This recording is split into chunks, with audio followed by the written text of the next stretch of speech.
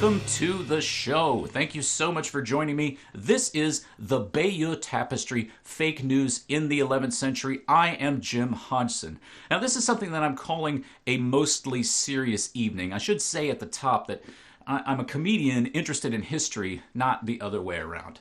Now, this is a show that I wrote and performed and recorded all here at my house during the coronavirus lockdown of 2020. So if it seems a little bit weird, well, things are a little bit weird right now. What can I say? Nevertheless, I hope you're all relaxed and ready for a ride through the 11th century. Now, tonight we're going to be taking a look at the events surrounding the Norman invasion of Britain, of England, if you like, in 1066. Now, any school kid, it seems to me, any school kid in England knows the date 1066. In fact, the English seem to teach a fairly interesting and nuanced approach to their history, whereas here in the United States, we don't even learn how to do cursive writing anymore because why would you ever need to know how to do that? Now, the invasion in 1066 was led by a man named William, and I'm intentionally omitting William's most famous title because it is a bit of a spoiler, but I can tell you that his middle name was the. William's enemy was Harold Godwinson, Anglo-Saxon King of England. This is one of history's greatest conflicts, two great powers of their day going toe-to-toe on the field of battle. And it's all laid out for us in the Bayeux Tapestry, a unique historical record which, historians agree, is probably bullshit. I mean, it is, after all, history written by the victors as justification for an invasion, something that we'd never see today. The tapestry's lies begin with its name. It is, in fact, an embroidery. Here's the way the tapestry is displayed in its museum in Bayeux. Now, a tapestry's image is depicted by painstakingly knotting fabric, building the image dot by dot, much the way that a modern computer monitor uses pixels to display pornography. Whereas an embroidery is merely an image made from wool thread, in this case, woven onto a linen substrate. Now, call me a snob, but a proper tapestry is how I prefer to view my pornography. Now, we don't know for sure who commissioned the Bayeux Tapestry, but it was most likely this guy, Odo, Earl of Kent, spoiler, and Bishop of Bayeux. Now, keep in mind that we're talking about events from almost 1,000 years ago, so a lot of details have been lost. Now, even so, I can tell you that one gets the impression when researching this material that Odo was a bit of a prick. A decade or so after the events displayed in the Bayeux Tapestry, the Battle of Hastings, Odo would be arrested and imprisoned for various plots against his family, and the church, and his country, all to benefit his own wealth and station. Now, people excuse Odo for these lapses of judgment, even today, by saying, well, yeah, he did bad things, but other people did bad things too.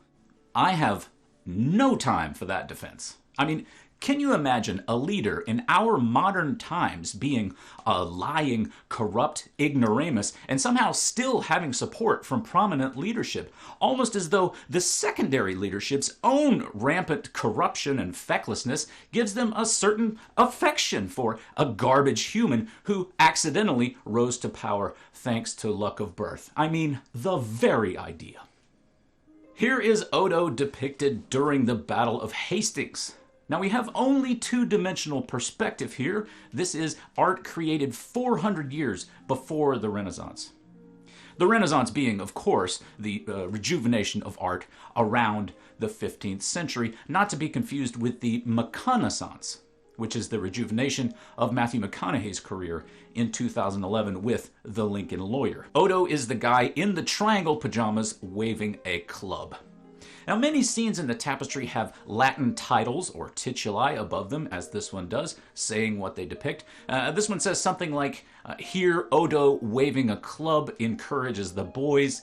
More likely he's waving the club because it makes him feel powerful. He was, after all, a bit of a prick. This is the first scene of the tapestry. Here we see King Edward the Confessor accepting what looks like a joint from Harold Godwinson. His throne, as was the custom of the day, is a barking dog with a snowshoe on its back. The floor is made of pigeons with body odor. Now you can see the tituli at the top there in Latin, Edward Rex, which means Edward the Dinosaur. I'm just kidding. Now Edward reigned for 24 years, which is a respectably long run for the time. Accounts are that he was a very pious man. He was sainted about a century after his death. Now, Edward did not have any kids. We don't know why. To this day, nobody knows how babies are made. But this whole battle and the invasion of the tapestry, all of it, is about who would eventually wear the crown of England on Edward's head here. Now, supposedly in this scene, Edward is asking Harold to go to France. Of course, we don't know how the conversation went or if it happened at all. This is how the Normans, the invaders, are choosing to start the story. And speaking of which, deliberately restructuring a timeline to suit a narrative such that the viewer questions their own sanity is known today as gaslighting. The term comes from a 1938 play, Gaslight, by Patrick Hamilton, in which an overbearing husband manipulates his wife. Here's a still from the 1944 film adaptation starring Ingrid Bergman and Charles Boyer. Now we have an interesting echo of body language in these two images, I think. Note how Charles Boyer looms over Bergman's character, as does Edward over the much smaller Harold. Now also note that Angela Lansbury was also in this film, whose name you may recognize from the TV show Murder, She Wrote, and from her successful single-handed invasion of Florida in 1998. In the next scene of the tapestry, Harold and his night squad head off to Bosham Church. This is Harold with the hawk. The church mentioned here is still standing, or parts of it are, specifically the tower that you can see here. Workmen discovered some unknown and unmarked graves on the site, leading some to speculate that they might be King Harold's remains. A group of amateur historians, which is not to use a term like, conspiracy theorists, in 2003 petitioned the church for permission to dig up and DNA test the bodies, even though the DNA tests wouldn't really be conclusive. In 2004, the chancellor of the diocese responded to the request and suggested essentially that the amateur historians could, instead, fuck off. Here, Harold navigates the sea. Now, I find it interesting that Harold and one of his men have taken off their stockings and hiked up their tunics to wade through the water. Here is a closer look. Now, also it looks here as though Harold is sporting a pencil-thin goatee, a look we would not see recreated until the 1990s, but that's just an illusion. But I'd like to know how this packing conversation went. Harold, we need to pack for a sea voyage to France. Okay, let me get my stockings off. Nigel, you take yours off too. What? Get them off, son, and pick up that dog with the tiny head. Why am I picking up a dog? Nigel, I can't hold both the dogs and my hawk. Be reasonable, man. Now look at Jeff back there. He's holding a javelin and a snake, aren't you, Jeff? And so they sailed across the sea to Normandy. Now, I've made this voyage myself a few times. They don't show it in the tapestry here, but the boats do have coffee shops with espresso and bars with draft beer. If you cast your eye to the lower left, this panel has what looks like a peacock and a kitty cat making out. What's going on here? Maybe it's better not to ask. It does make one wonder, though, what was it like to be one of the embroiderers working on the tapestry? Now, anybody who's done creative work for hire can tell you that it's easy to become disillusioned, especially if your boss, most likely Odo in this case, is a bit of a prick. You start with longer than usual bathroom breaks just to get a minute to yourself, and the next thing you know, you're embroidering a peacock and a kitty cat making out as a cry for help. Now, even if you do get yelled at least that would mean somebody noticed your work, right? Or, maybe you just like embroidering weird shit, like whatever the hell all of this is. I mean, what the hell are you? A deer with triangle for horns? This looks like Clifford the Big Red Dog, but with ass wings. This is a miniature donkey for no reason at all, and they just gave up entirely on this hellish abomination. Let's move on, shall we? Harold sailed for Normandy, but he got blown off course by a storm. So instead of landing in Normandy, Harold landed in Ponthieu. Ponthieu at the time was a duchy sandwiched between Normandy and Flanders. It then became part of the French region Picardy, which is now part of the Hauts-de-France region, or Upper France. You can see it in red there on the map of France. Flanders is now one of the 3 regions of Belgium. The other 2 are Brussels and Wallonia, and the Flanders flag looks like this. You can still see that proud Flanders flag flying over bicycle races in the region to this day. Anyway, here Harold lands in Ponthieu and is immediately seized by Count Guy. Now, Count Guy is called Guido by the tapestry, which is ancient French for dickhead. I'm just kidding. That's not true. We don't know why he's called Guido. We guess it's his nickname. In French, you'd pronounce his name Guy, and then some jackass starts calling him Guido, and then that becomes Guido, and now that's how he's known for almost 1,000 years. But there might be a little bit more to the story. At this time, having a royal from another country wash up on your shore was like winning the lottery. And holding royals for ransom was commonplace and a great way to make money, which was pretty weird considering one of the most common forms of diplomacy was marriage, which meant that you were oftentimes holding your relatives hostage, that is, when you weren't sleeping with them. In fact, Count Guy's brother Enguerrand was married to William's sister Adelaide. And the marriage was annulled, however, due to something known as consanguinity, or having the same blood, or, as we lowly commoners call it, being inbred. But not before they had a child. But don't worry, because that child grew up to be Georgia Governor Brian Kemp, shown here holding a press conference in the middle of a global pandemic, saying that for weeks of the catastrophe, he had not understood that asymptomatic carriers of a disease could also be contagious. Now, to be fair to Brian Kemp, he was born in the 11th century to inbred parents. He doesn't understand medicine or that one should not falsify data to justify reopening your state in the midst of a pandemic, or that one should never point a gun at kids, even as a joke.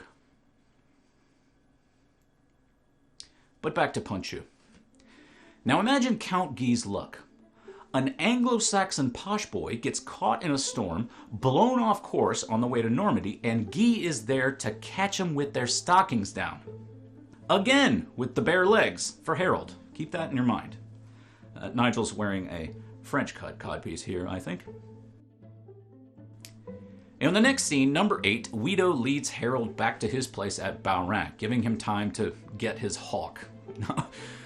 You can just imagine what being a knight at the time must have been like, having to suffer watching your lord and some other posh idiot sort out who's got the bigger hawk. Now, in the next scene, 9, Guido and Harold confer back at Guido's place. That's Guido on the throne. Here is a closer look. He's holding a sword by the sharp parts, so more secondhand evidence of consanguinity there, I think. Now, we don't know what kind of fortification Guy had at Bayeux, although there is an earthen mound at the modern-day town of Barenville. Guy probably didn't have a stone castle there. More likely it was a wooden motte and bailey castle. At left is a stone motte and bailey. At right is one that's probably a little bit more likely for Guy. Basically, if you go out into a field, pile up dirt as high as you can, and then put a wooden keep on top, that's what a castle was like in those days. And if you did that in my hometown of Atlanta, the mortgage would be over $5,000 a month. Now, as for why Guy needed a keep with a fence around it, well, that's because at any moment in those days, Vikings could show up and start killing the shit out of everyone, which is something they regularly did. Here they are killing the shit out of Paris in 849 AD. Now, they only stopped when paid off by the Frankish king Charles the Bald, who could afford to pay them because he no longer had to pay the salaries of any of his soldiers because they were all floating face down in the Seine. Anyway, that's why Guy knew he had to get his ass off the coast and back to his keep toot sweet. At this point, somehow, William, Duke of nearby Normandy, a much larger and more powerful duchy than Ponthieu, found out that Guy had herald. Now, the next couple of scenes are messengers going back and forth from William to Guy, and then Guy is compelled to hand herald over to William, who takes him back to his castle in Falaise. Here is Chateau de Falaise today. William was born here in about 1028. It was probably a wooden structure at the time. But take a moment and think about how pissed off Guy had to be by all of this. There he is, minding his own business in Ponthieu when he gets a little bit of good luck. An Anglo-Saxon posh boy washes up in his harbor, only he doesn't get to keep the posh boy and hold him for ransom because Fancy Pants William, Duke of nearby Normandy, wants the posh boy instead. Now, a little bit of backstory. Guy tried a couple of times to help the French king Henry make William behave. This is Henry here. In one series of fights, Guy lost his older brother, Enguerrand, 11th century father of inbred Georgia governor Brian Kemp. In another, Guy's younger brother was killed, and Guy was imprisoned for 2 years in Normandy. Guy had to have hated William. Which makes one wonder, why is this part on the tapestry at all? Why a handful of scenes where William dominates Guy? Now let's look at this scene again. Look at how thin and puny Guy's black horse looks in the middle. Now look to the left at how much thicker and stronger Harold's horse is. And finally, look at the beefy boy that William is riding. I mean, check out that ass. Meanwhile, Guy's horse has got a neck like a shitty goose. Guy's horse also has donkey ears. See those big ears? Here is a comparison between a horse and a donkey. Gail Owen Crocker, Professor Emerita, Anglo-Saxon Studies, Manchester University, said of Guy in these scenes, like the ears on his horse, the man is depicted as an ass.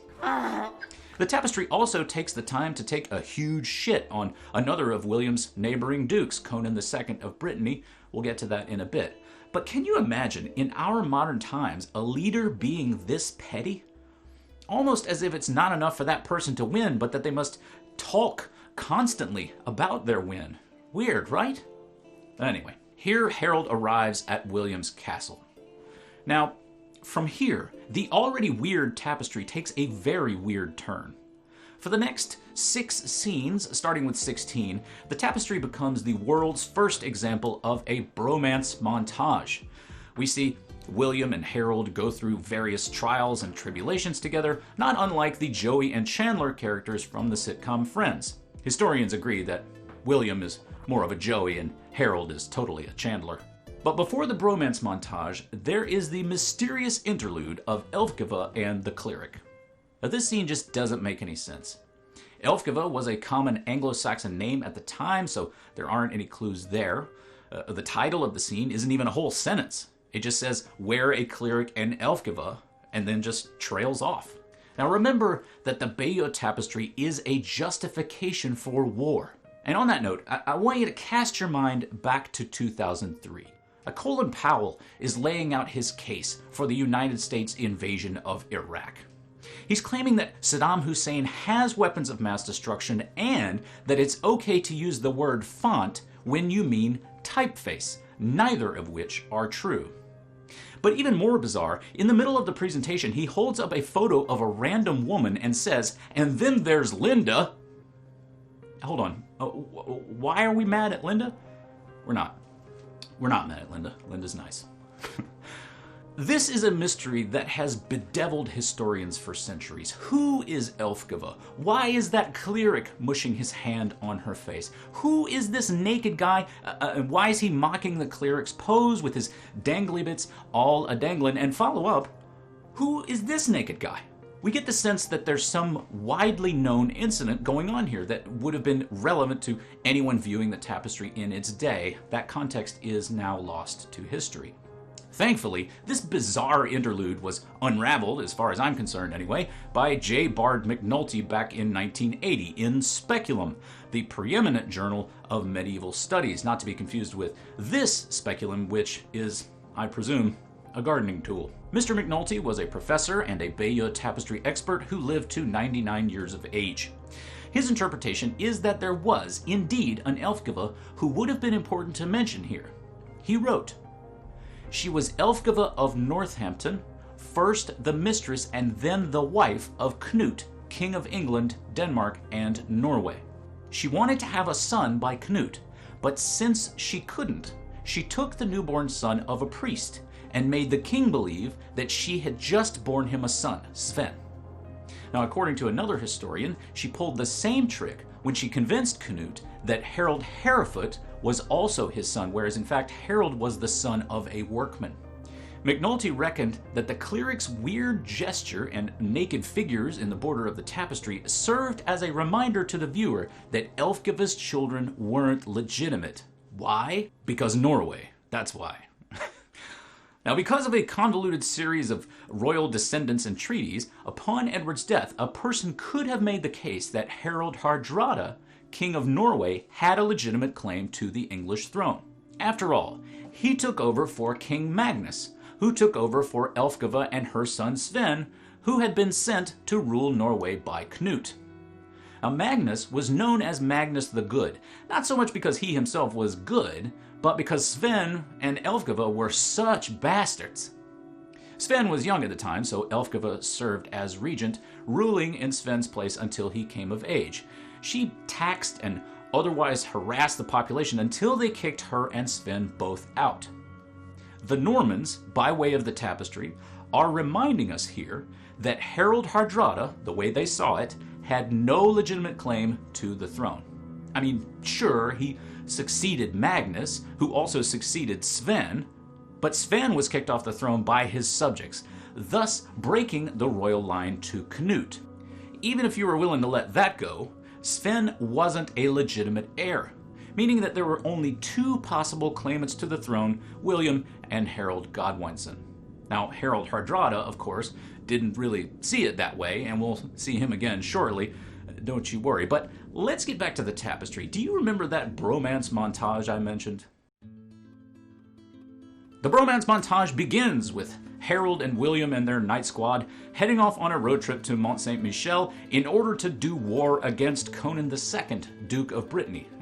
William and Conan were perpetually at war, not unlike my hips and my pants. In scene 17, William and Harold cross the Quénon River near Mont Saint-Michel. Harold pulls a couple of William's knights from the sand. I mean, a very bro thing to do to save your bros, we can all agree. In 18, they chase Conan to Dole and they throw sticks at him. Next, they chase him to Rennes with slightly more sticks. And finally, in 19 and 20, Conan is overwhelmed by the power of the bromance. More practically, he was probably overwhelmed by the Norman knights killing the shit out of his men. Conan signals his defeat by handing the keys of the city to the Normans with a very long stick. Now, this is fascinating to me. Why is he using a stick? I mean, if they have the keys, they're going to be in the room with you shortly anyway, right? But Conan would later refuse to help William invade England. And later than that, Conan mysteriously died because someone poisoned his riding gloves. Everybody suspects that this was William's doing. So maybe now we know why Conan was using a long stick to hand over the keys. William poisons people's hands. In scene 21, William and Harold rejoice together about their shared victory, and they then go back to the fraternity house in Bayeux to celebrate. And we conclude the world's first bromance montage. Okay, let's take a little bit of a breather here, guys, because this is a pivotal moment. The title reads, Where Harold Made an Oath to William. Now, let's think about where William's head is at before all of this bromance. He's a great duke, he knows that, but he's not a king. He can fight his neighboring duchies individually, but he cannot take them all on at once, which means he can never be king of France. So, does he go on squabbling with these trifling-ass dukes for the rest of his life, or does he bet the whole thing on a long-shot chance to sit on the throne of England. Edward the Confessor has no heir. Harold Hardrada has an easily dismissed claim. William had to have had this kicking around in his mind for years, waiting for some opportunity. Lo and behold, he gets a message that jackass Guy from Ponthieu is holding Harold Godwinson at Bayeux. All William has to do is snatch up Harold, bro down with him for a couple of days, and that'll be all the justification he needs. He gets Harold to swear over some religious relics that Harold won't seek the throne of England. Now, William had to know at the time that was bullshit. Harold had to know it was bullshit. If you've ever tried to get one of your friends to agree that they won't date your crush, you know it's bullshit. I mean, as long as they're happy, right? Nevertheless, Harold heads back home to England, probably ready to put this whole thing behind him. But then, in January of 1066, Edward the Confessor, in a surprise tactical move, dies. Harold mourned Edward's passing by kicking his corpse under Westminster Abbey like shoes under a bed, and then Harold had himself crowned King of England the very next day, possibly in exactly the same spot, possibly straddling Edward's coffin and yelling hallelujah. Next, Halley's Comet appears, and Harold's like, what? Not a joke, this really is Halley's Comet. It was visible for days in the sky. It was an open secret during this time that the Normans would probably invade. The comet's appearance in the last week of April were taken as a sign that there would be change, which was an unfortunate portend for Harold. I think the tapestry includes it here as a sort of a reliability touchstone. You remember when that big thing was in the sky? Yeah, well, you see, we had to kill the English. Across the channel, sure enough, William knows Harold is King of England. Gird your loins, take up arms, and cut a notch in your beard, I guess. This duchy is going to war. Now, William was already hard at work on his preparations for war. He hired all the workmen he can find, even this guy who humps everything he makes. Stop humping the war stuff, Rick. The boats are dragged down to the sea and filled with weapons and other war stuff. The whole gang sails across the channel to England, and they land at Pevensey. Now, the keen-eyed among you will note that William gets an entire army into and out of their ships without anybody hitching up their tunic and baring their little baby legs. Here's Harold and his team getting in and out before. William's army goes to Hastings and starts doing war. And what's Harold doing? Well, he's dealing with an invasion, of course, but not this one. This one! Hello, it is me again, Harold Hardrada. Remember this guy?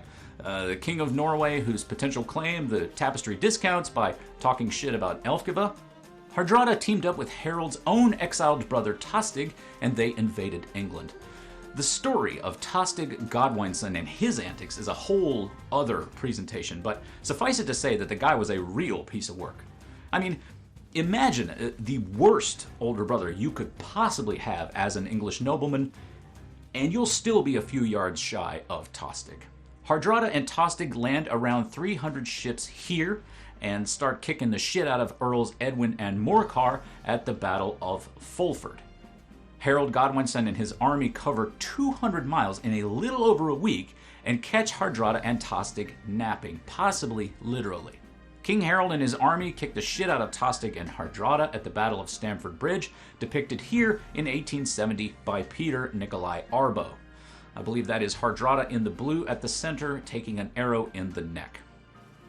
Hardrada and Tostig are both killed in the battle, along with most of the Norwegians. The survivors only need about 24 ships to get home out of the 300 they required to invade. Morris suggests in his book, The Norman Conquest, that King Harold even attended his brother Tostig's funeral as a final fuck you, and to glare around at all the northern English noblemen who had been helping Tostig in the last couple of days. But King Harold had to cut his glaring short because he received word that William was ashore and doing war in the south. King Harold and his crew employ the exact same tactic as before. They march a huge distance in just a few days, covering something like 27 miles a day. Imagine the soldier's plight. That's over a marathon distance every day, carrying all your armor and weapons, and you've already done it once before and fought a huge battle at Stamford Bridge. They were hoping to surprise William, surely, but it doesn't work. William's spies tell him about Harold's advance, and William tells his squad to get on their horsiest of horses because the battle is about to begin. It's 9 a.m., Saturday, 14th October, 1066. Lucky it was a Saturday, so all the knights were free to do war. Harold holds the high ground on Senlac Hill. The view you're seeing here is from something like here. The gift shop is behind you and to the left just a bit. Here's the view William's forces would have had looking up the hill. The previous photo was taken looking toward us from about here. The stone buildings that you see are Battle Abbey. They were not on site at the time. William built the abbey later as an I'm sorry to the Anglo-Saxons for what's about to happen next. The battle starts well for Harold. He holds the high ground. William's forces are unable to break his shield wall on the ridge. And there's even a rumor that William has been killed, but William defeats this rumor by running around and pointing to himself. Later in the day, though, the Normans begin employing a tactic where they pretend to flee, causing Harold's men to chase them. The Normans then turn and kill the exposed men. I mean, it's a pretty crafty tactic. So famously crafty, in fact, that there is an art supply shop on Battle Square known as the Crafty Norman. It is run by Helen and Paul. Now note that the Crafty Norman also offers Forex services, so if you've invaded from Normandy and want to change your euros into British pounds, they can help. After a full day of fighting, the Normans wear down Harold's forces. We don't know exactly how this happens, but somehow a group of Normans catch Harold and he is killed. His forces flee, William is victorious. There is much dispute over whether this is Harold with an arrow in his eye or this is Harold getting chopped by a horseman. Maybe they're both Harold, maybe neither of them is. We don't really know. Humans are not very good at reporting the truth. And we're also not very good at taking care of ancient art. At left is Ecce Homo, or Behold the Man, a circa 1930 fresco in the Sanctuary of Mercy Church in Borja, Spain. At right is Cecilia Jimenez, a restoration attempt of the work, which later became known as Monkey Christ, or Ecce Mono, Behold the Monkey. Now, while it's tragic that the frieze was defaced, the popularity of the defacement made the town and the church into tourist attractions which generated income, causing Jimenez to sue for part of the money, which she says would go to a muscular dystrophy charities. The whole thing is a mess. Everyone wants to go to court. Ecco gli avvocati, behold the lawyers. After the Battle of Hastings in September, William found it necessary to knock around England killing people for a bit, but eventually England gave in and he was crowned king on Christmas Day, 1066, at Westminster Abbey. William commanded, as part of his coronation, that English speakers ever after adopt lots of French words, but for the wrong things and with incomprehensible pronunciation. Che East Lounge. Here is Battle Abbey, mentioned previously, which was built to apologize to the English for killing so many of them. Now, the person who took this photo is standing a few feet from the spot where Harold, supposedly, was killed. There is a stone to mark the position, although it has been moved as recently as July 2016. Previously, the high altar of the church stood here, but the abbey was demolished in the 16th century when Henry VIII gave it to one of his friends, Sir Anthony Browne, who knocked it down just because. I must apologize, the end of the show is a bit abrupt. Much as I'd like to, I don't think I should try to present the entirety of English history. As one of my colleagues said, this presentation is a bit like the tapestry itself, a weird aspect ratio and a ragged ending. Thank you so much for joining me for the Bayeux Tapestry fake news in the 11th century. I have been Jim Hodgson. If you're interested in more of my work, please visit jimhodgson.com or the much easier to remember URL, readmyfuckingbooks.com. You can find all manner of my other work, including nonfiction, plays, etc. Now, it thrills me to no end to have been able to write and produce and perform this show from my home. Finding ways to continue performing during the lockdown has been a real challenge, but thank you so much to those of you who came to see the virtual streams when I was performing those. I can't tell you how much I appreciate that. So look forward to more shows like this from me and written with the help of my writing community, The Scene Shop, and thank you so much for watching. I appreciate it.